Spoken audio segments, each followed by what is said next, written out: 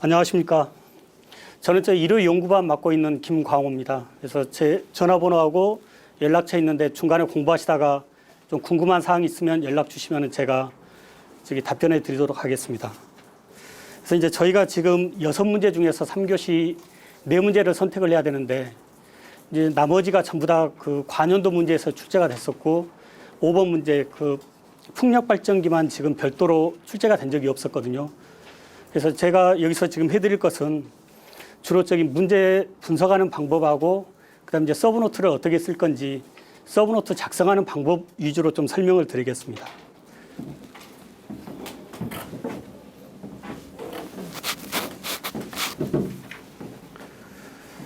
이제 저 같으면 이제 문제 선택할 때 가장 첫 번째 문제를 제가 잘하는 문제를 선택하거든요. 그래서 이제 저는 지금 6문제 중에서 마지막 UPS 설계 시 고려사항하고 그다음에 이제 UPS 축전지 용량 산정에 관한 문제. 근데 이 문제는 실제적으로 관연도에도 계속 출제가 됐었고, 근데 저희가 이제 보시면은 크게 두 문제로 좀 분리할 수 있습니다. 그래서 UPS 설계 시 고려사항하고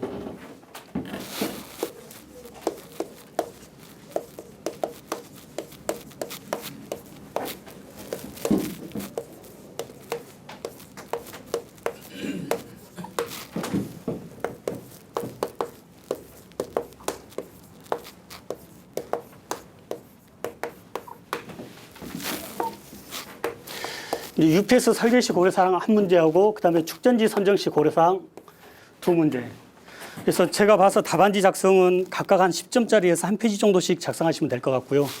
그래서 이제 문제 답안지 쓰시면서 가장 먼저 하셔야 될 게 저희가 지금 UPS 설계 시 고려사항인데 그러면 UPS 설계할 때 이제 주로 뭘 가지고 설계를 할 건지 그다음에 답안지 작성을 어떻게 할 건지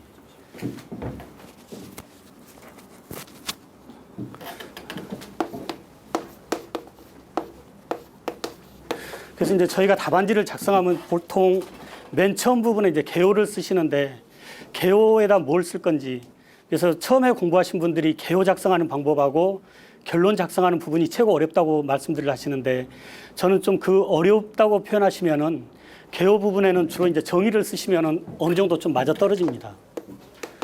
그래서 여기서는 지금 UPS의 정의가 뭔가 그래서 우리가 일반적으로 지금 어떤 걸 UPS라고 표현하죠? 뭐라고 썼어요? 전원 측에서 정전이 발생하거나 서지 노이즈가 발생했을 때도 부하 측에 양질의 전원을 공급할 수 있는 시스템. 그렇게 해서 이제 보통 저 문제에서 요구하는 그 문제의 정의를 분석해서 쓰는 분이 많으신데 대부분 그렇게 쓰시면은 정의는 아니 그 개요 부분은 맞아 떨어집니다. 이제 그 다음에 두 번째 하셔야 될 게 그럼 UPS의 원리가 뭔가?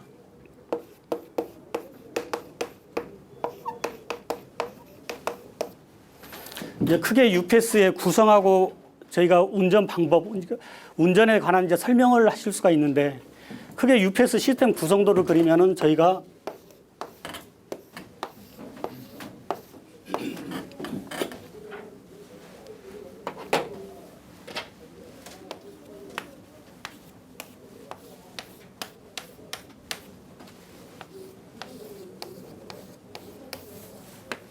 가장 심플하면 이렇게 그릴 수 있죠. 그래서 이제 구성은 저쪽 앞쪽에 그 컨버터 같은 경우에는 우리가 그 상용 전원을 받아서 DC로 바꾼 다음에 이쪽 인버터에 바뀌었네요. 인버터에 양질의 DC 전원을 공급하거나 그다음에 남은 전기를 이용해서 이제 축전지에 충전하는 게 저희 컨버터의 기능이고 그다음에 이제 인버터 같은 경우에는 여기서 DC 전력을 받아서 양질의 AC로 바꿔서 부하에 공급하는 역할.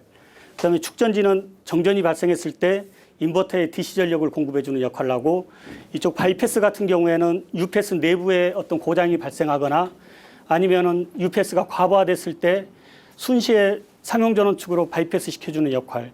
크게 시스템의 구성은 저렇게 4가지로 나눌 수 있습니다. 그래서 이 구성도를 이제 각자 그 시스템에 따라서 좀 다르게 그리신 분도 계시는데 그건 어떻게 그리던가 뭐 크게 영향은 없을 것 같은데 가장 심플하게 그리면 이 정도 될 것 같고요.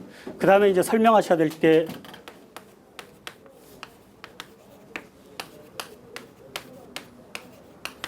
이 운전이 어떻게 되는지.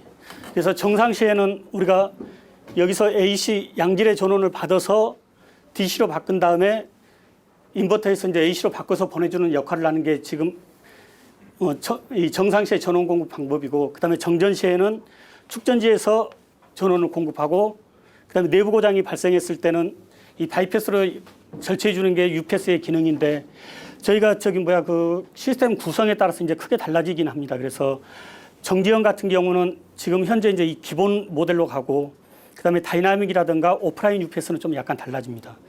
그래서 지금 설명드린 게 이제 온라인 UPS, 정지형 중에서 온라인 UPS는 이렇게 상용 전원을 받아서 DC로 바꾼 다음에 인버터를 통해서 부하에 공급하는 게 저희가 온라인 UPS고, 오프라인 UPS 같은 경우에는 상용 전원으로 바로 바이패스 측을 통해서 부하에 전력을 공급하고, 정전이 발생했을 때 인버터를 가동해서 이렇게 부하에 전기를 공급하는 게 일반적인 UPS의 운전 방법입니다.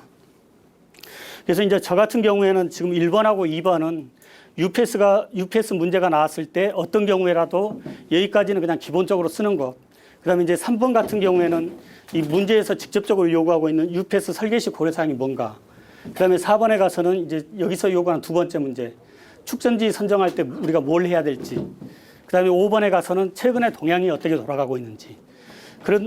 그런 순서대로 이제 답안지를 작성하고 있습니다. 그래서 저희가 이제 세 번째 들어가면은 UPS 설계 시 고려사항인데요.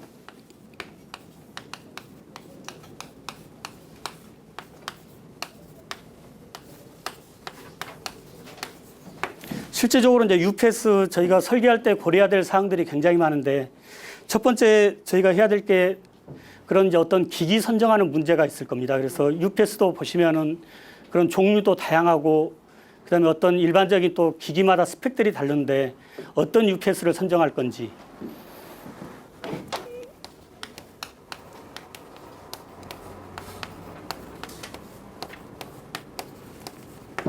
그래서 이제 UPS 선정 시 고려 사항에 대해서 보시면은 지금 우리 그 답안지에 나와 있듯이 어떤 기계적인 스펙들이 이제 쭉 나열되어 있습니다. 그래서 이 UPS가 과부하 내량을 어느 정도 가질 건지. 그래서 보통 이제 뭐 120%에서 한 10분은 견뎌야 된다. 그다음에 이쪽에 정전이 발생했을 때 이 전원 절체 시간이 어느 정도 갈지. 그래서 저희가 가지고 있는 UPS가 이제 보통 옛날 것은 한 10ms, 그러니까 내부 고장이 발생해서 바이패스로 절체할 때 한 10ms 정도 요구한 UPS들이 있었는데, 좀 서버 같은 장비, 이제 좀 민감한 장비는 아마 10ms면 좀 정전이 발생할 거예요.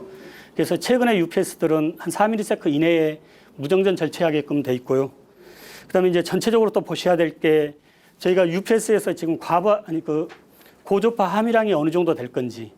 그래서 UPS 단독 한 대 쓸 때는 크게 이제 시스템적으로 문제가 되진 않는데, 저런 UPS가 좀 대수가 좀 많아지거나 아니면 IDC 같이 전체 시스템이 UPS로 구성될 때 그 고조파 때문에 이제 다른 문제들을 이야기하는데, 저희가 발주할 때 고조파 고조파 기준을 좀 명확히 해주면은 그런 IDC 같은 경우도 전체적으로 이제 시스템을 측정해 보면은 고조파가 문제를 일으키는 경우는 그렇게 많지는 않습니다.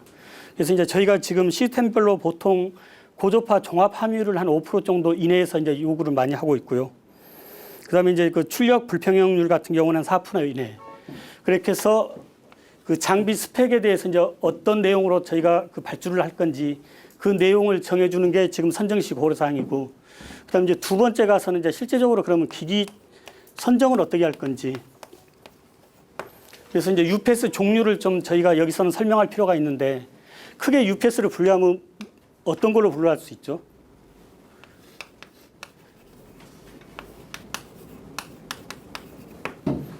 저희가 이제 크게 UPS를 두 종류로 분류한다면은 구동 방법에 따라서 UPS가 회전형이나 정지형이나 그 두 개로 구분할 수 있겠죠.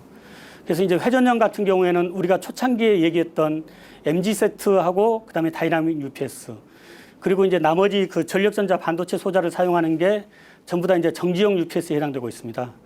그래서 정지형 UPS는 이제 따로 쭉 설명을 할 건데, 다이나믹 UPS하고 그 MG 세트 구분은 초창기에는 저희가 회전형 UPS라고 하면은 그 MG 세트를 얘기했었는데 최근에 그냥 회전형 UPS라고 표현하면은 거의 다이나믹 UPS로 보시면 맞을 겁니다.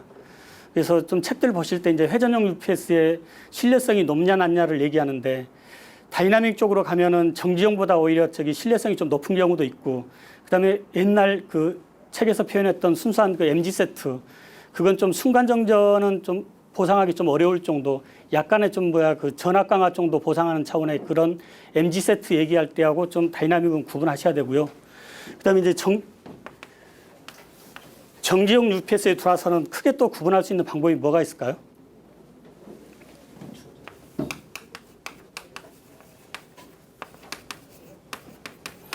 저희가 UPS 변환 방법에 따라서 종류를 구분할 수 있을까요? 그래서 지금 이 UPS 같은 경우에는 전력 변환을 크게 이제 저희가 2번 하죠. 그래서 AC에서 DC로 한 번 바꾸고 DC에서 AC로 저희가 이제 2번을 바꾼데 이런 UPS를 이제 저희가 이중 변환 UPS라고 표현하고 있고요.